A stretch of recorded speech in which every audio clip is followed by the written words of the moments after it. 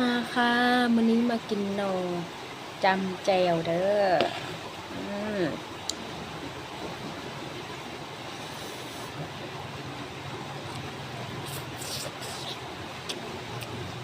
ครับ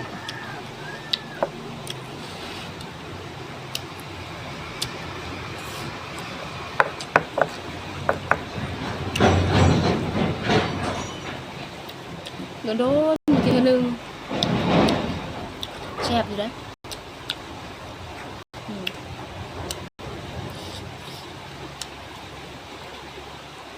นอนปลุกเอง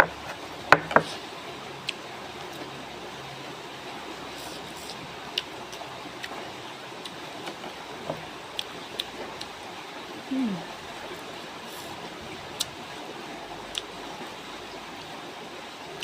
อืม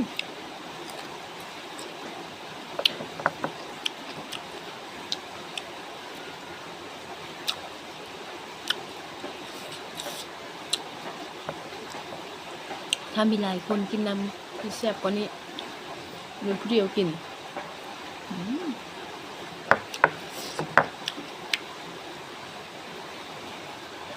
แซ่บกับแซ่บ